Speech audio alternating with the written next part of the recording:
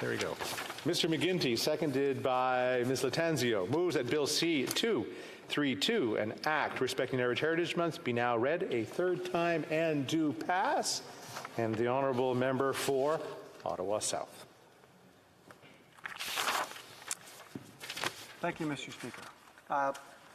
Good evening to you, Mr. Speaker, and good evening to colleagues in the House, and good evening to those who may be watching these proceedings. I'm delighted to speak at third reading on my private member's bill C-232, which would designate every April as Arab Heritage Month.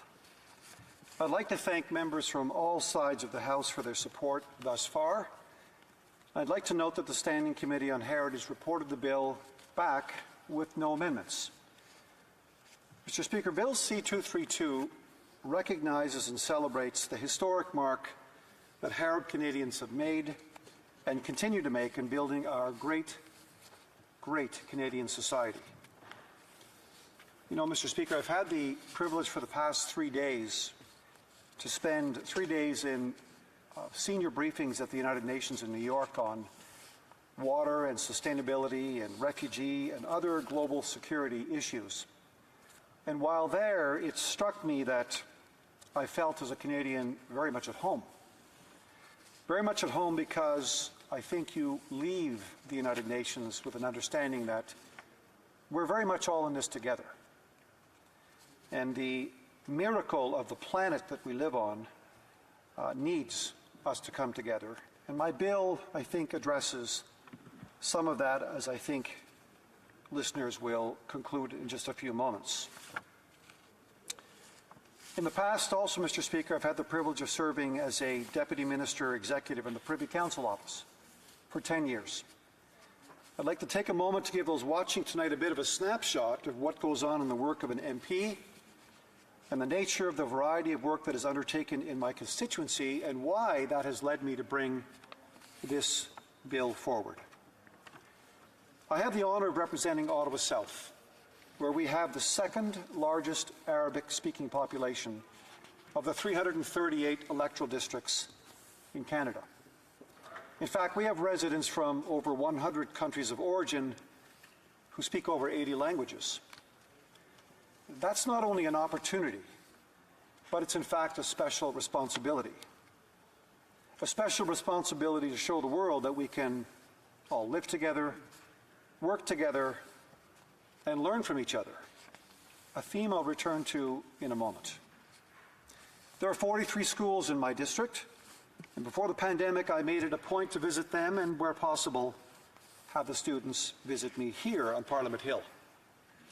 I tell the kids that they were rich, and when they would look at each other in bewilderment and fumble through their pockets looking for change and for coins and cash, I would explain that I didn't mean rich in terms of money, but in terms of culture, language, religion, dance, dress, food types, trying to instill in them at an early age an appreciation of the fullness of their world.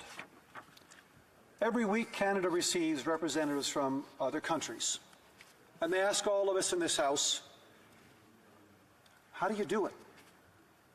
How do you do it in Canada? How are we managing to build a society that is inclusive, where there is room for all? Of course, a perfectly imperfect society, Mr. Speaker, a work in progress, but they ask us each and every day when they visit.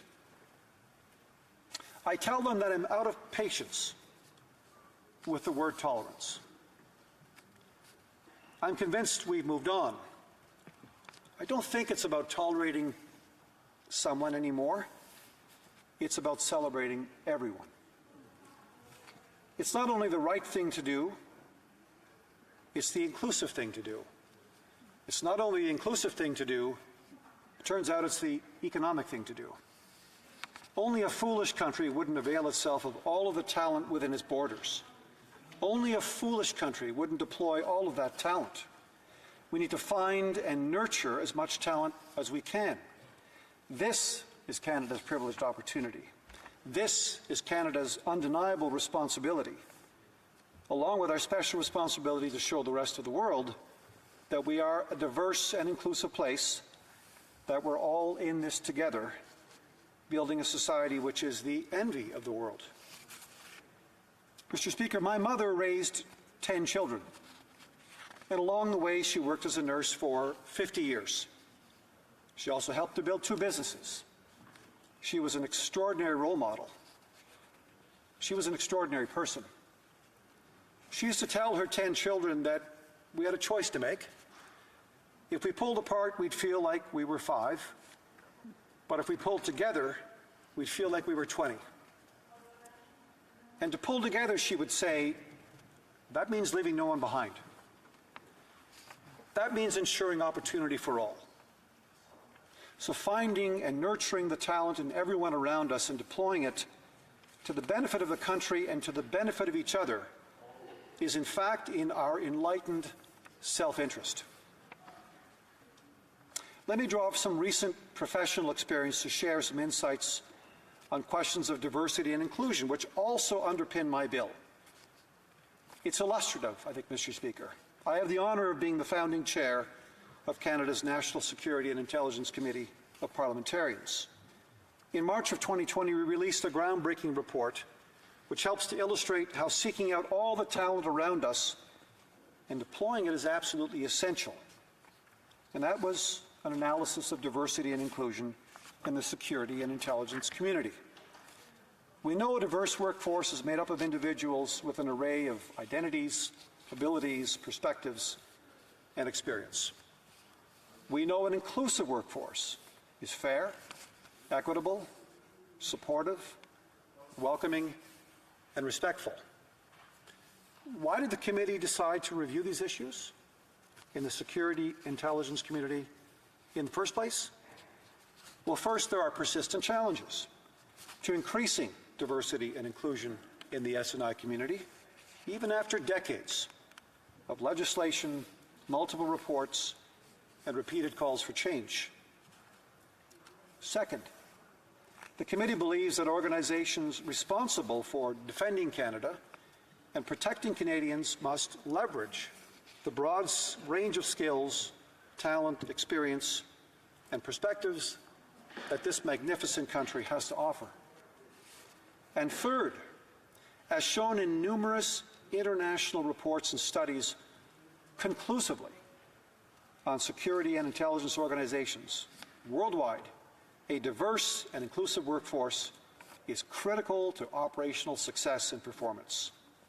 In other words, the more diverse and the more inclusive a workforce is, turns out the higher performing it is. That's a good thing. That's an inclusive thing. That's a fair thing. And that's an economic thing. Our committee saw evidence that the leaders of our national security agencies are all committed to improving diversity and inclusion in the respective workforce, but we have a long way to go. And as detailed in our report, that needs sustained leadership, a broad commitment, and increased accountability right across the community, if those organizations are going to fully reflect and include Canada's diversity. Inspired by those ideas, Mr. Speaker, I'm honoured to speak again to my private member's bill to establish the month of April in Canada's Arab Heritage Month. On a more personal note, in my own family, I was privileged to have a Syrian-Canadian godfather, one of the original founding Syrian-Canadian families in this, my hometown of Ottawa. A man of great intelligence, kindness, and integrity. His origins were humble. In fact, they were steeped in poverty. And his values instilled in me a deep appreciation for hard work, giving back, and public service. He was the penultimate Canadian. No access to formal education. Loved this country far less critically than I might say I do. I've always believed that Canada's diversity is its single greatest source of strength. It's a conclusion I have arrived at having had the privilege of living on 4 continents and working and traveling in over 80 countries before ever entering elected public service. The belief that Canada's diversity is its single greatest source of strength informs this bill.